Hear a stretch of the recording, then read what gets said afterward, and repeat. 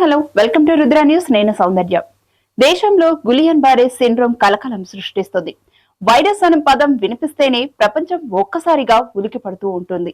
గత చేదు జ్ఞాపకాలు అలాంటివి అవ్వడమే అందుకు కారణం. ఈ క్రమంలో తాజాగా మహారాష్ట్రలో కొత్త వైరస్ వ్యాప్తి ఒకటి తీవ్ర కలకలం సృష్టిస్తుంది అంటున్నారు. మహారాష్ట్రలో కలకలం రేపిన గులియన్ బారే సిండ్రోమ్ కేసులు తెలంగాణలో నమోదైంది. తాజాగా తెలంగాణలో తొలి జీపీఎస్ కేసు నమోదైంది. అయితే దీనికి సంబంధించి లక్షణాలు ఎలా ఉంటుంది, తీసుకోవాల్సిన జాగ్రత్తలు ఏంటో ఇప్పుడు చూద్దాం.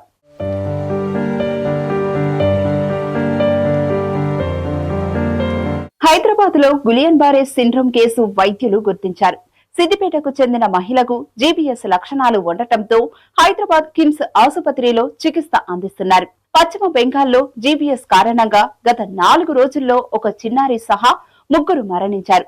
మరోవైపు మహారాష్ట్రలోని పూణేలోనూ దాదాపు 130 జీపీఎస్ అనుమానాస్పద కేసులు నమోదయ్యాయి.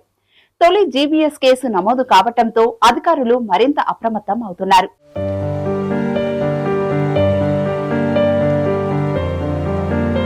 బ్యాక్టీరియా వైరల్ ఇన్ఫెక్షన్ కారణంగా బలహీన రోగ నిరోధక శక్తి కలిగి ఉన్న వ్యక్తులు ఈ జీపీఎస్ బారిన పడే అవకాశాలు ఎక్కువగా ఉన్నాయని వైద్యులు చెబుతున్నారు.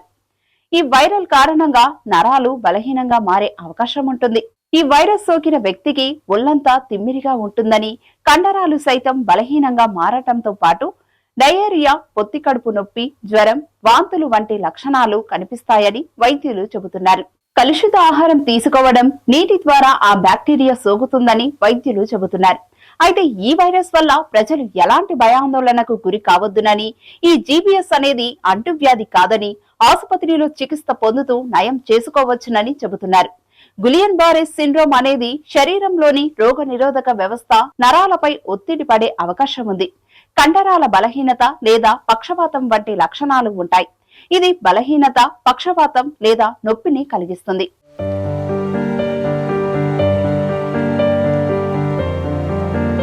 తగిన జాగ్రత్తలు పాటించి అప్రమత్తంగా ఉండాలని వైద్యులు చెబుతున్నారు. కాబట్టి పరిశుభ్రతను పాటించి ఇలాంటి వైరస్ ను అరికట్టాలని సూచిస్తున్నారు. చూశారు కదా, ఇలాంటి లేటెస్ట్ అప్డేట్ తో మళ్ళీ కలుద్దాం. అంతవరకు చూస్తూనే ఉండండి రుద్ర టీవీ.